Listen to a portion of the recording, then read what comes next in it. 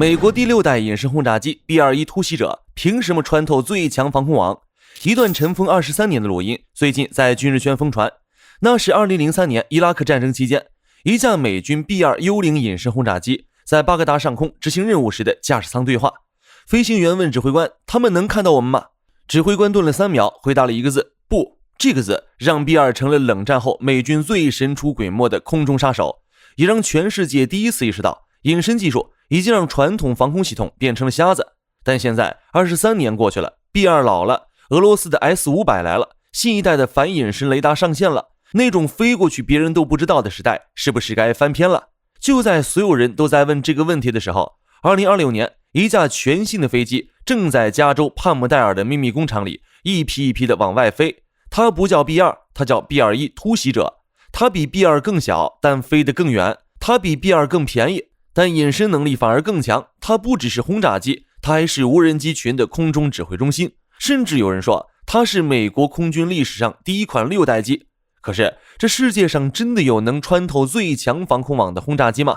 俄罗斯 S-500 声称能打隐身目标，米波雷达号称能看到非裔布局， B-21 凭什么说自己能活着进去活着出来？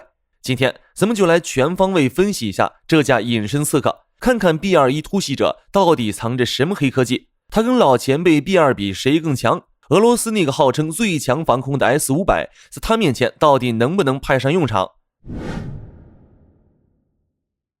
要说 B-21 得先从他的前辈 B-2 幽灵说起。 B-2 是1997年服役的，到现在已经快30年了。它是世界上第一种隐身战略轰炸机，也是目前最贵的飞机之一。有多贵呢？每架 B-2 的造价超过24亿美元，按照重量算，比同等重量的黄金还要贵2到3倍。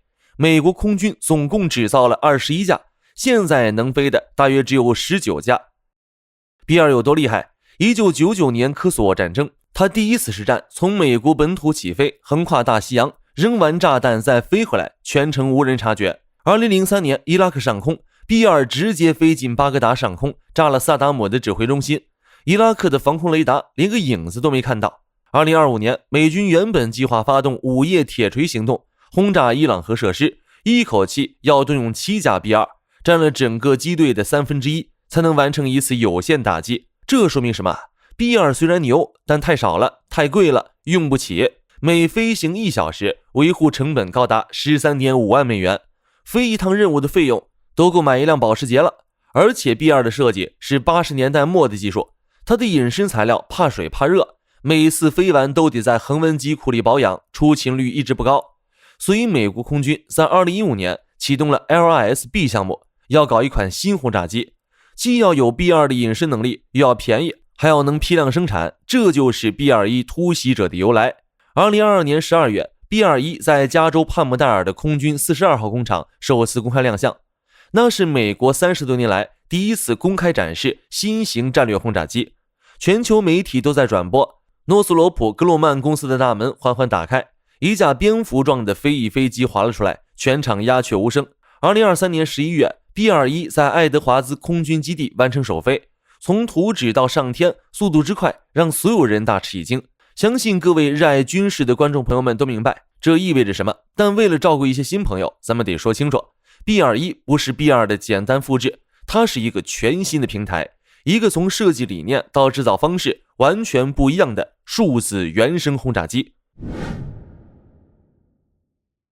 那么 B-21 到底有多能隐身？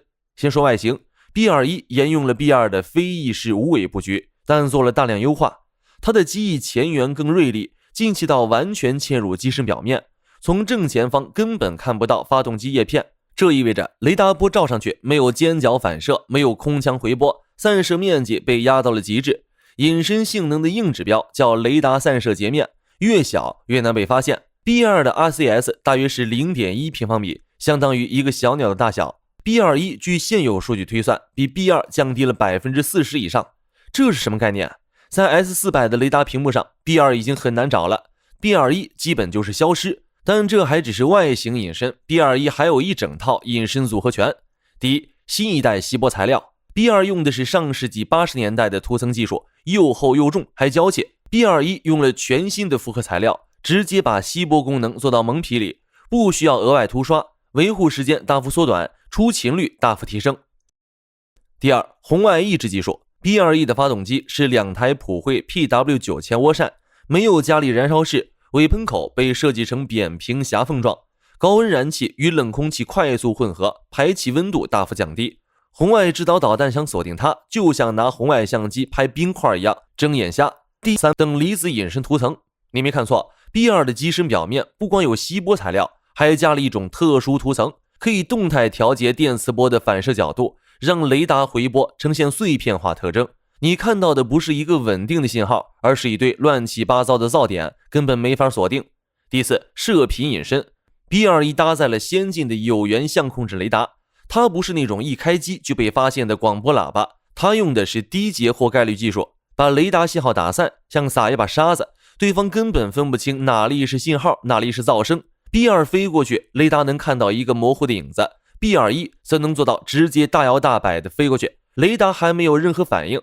那问题来了，俄罗斯的 S500 普罗米修斯号称能打隐身目标，600公里外就能发现 DRCS 飞机， B2E 能不能穿透？咱们一起来做个假设， S500 的雷达确实厉害，但它有一个致命弱点，它是固定站位的，大功率雷达一开机自己就暴露了。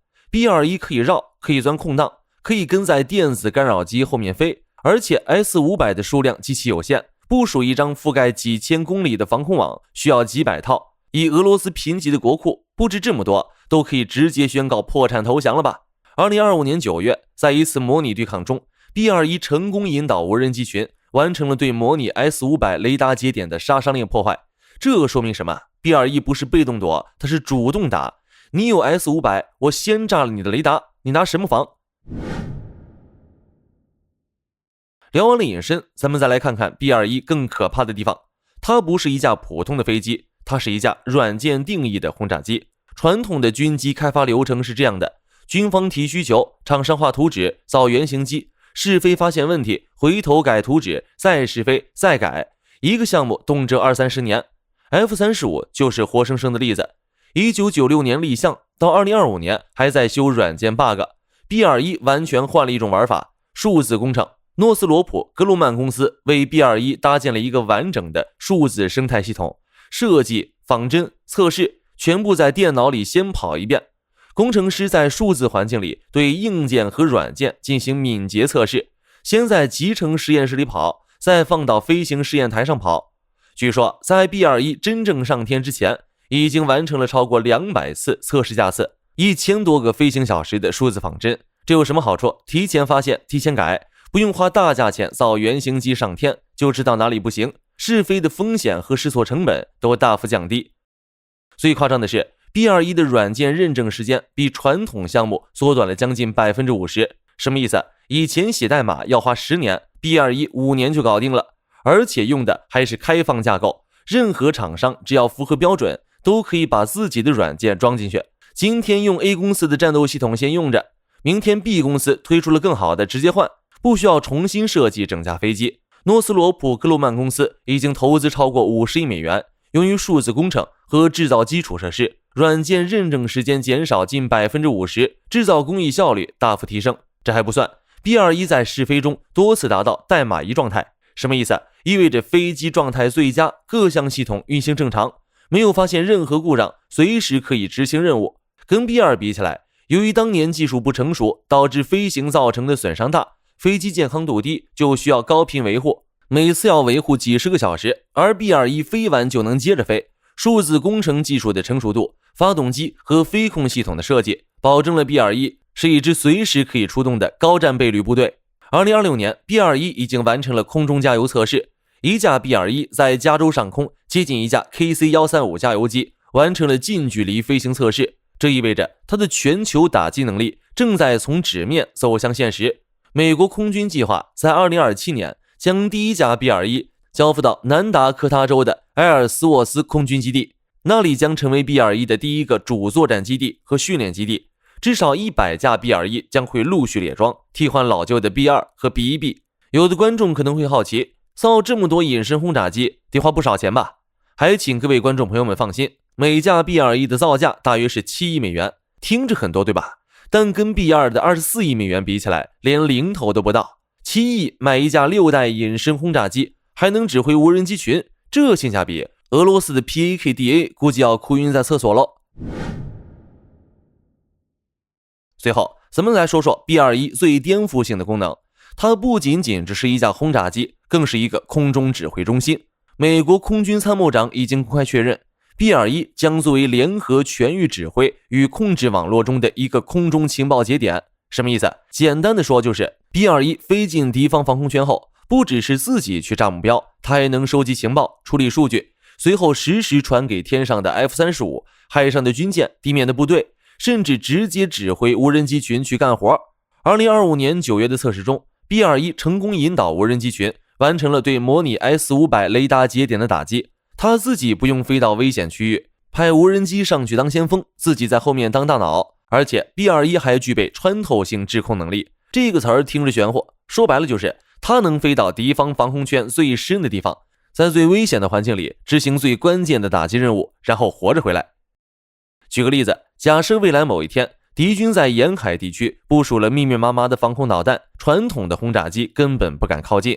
不光 B-21 可以自己进去，还可以带着自己的一群无人机小弟飞进去。无人机在前面探路，吸引火力， B-21 在后面锁定目标，扔完炸弹，拍拍屁股走人。这就是分布式杀伤，你防得住一架，防不住10架。你打掉一架无人机，后面还有9架。这种战术概念正在从实验室走向战场。聊完了 B-21， 咱们得看看老对手俄罗斯在隐身轰炸机这块到底什么水平。俄罗斯不是没有计划，他们有个项目叫 PAKDA， 也就是远程航空兵未来航空综合体。听起来挺唬人对吧？但现实很残酷。 PAKDA 从2008年启动到现在快20年了，连一架原型机都没造出来，图纸改了一遍又一遍，预算砍了一轮又一轮，什么时候首飞没人知道。俄罗斯目前能飞的战略轰炸机是图95、图 22M3、图160，都是苏联时代的遗产。图95用的是螺旋桨，飞起来噪音大到北约的声呐都能听到。图160虽然快，但没有隐身能力，飞到现代防空圈里就是活靶子。2022年俄乌战争爆发后，俄罗斯空天军的损失触目惊心，光是苏34和苏35就损失了数十架，别说隐身轰炸机了，连像样的精确制导武器都打光了。而 B-21 在干什么？在试飞，在加油，在升级，在加速量产。2025年7月，美国国会批准了45亿美元的 B-21 产能扩充计划。2026年3月，诺斯罗普格鲁曼公司与空军达成协议，将生产速度提高 25%， 目标是最快100架列装，这就是差距。你的 PAKDA 还在 PPT 里，我的 B-21 已经准备批量生产了。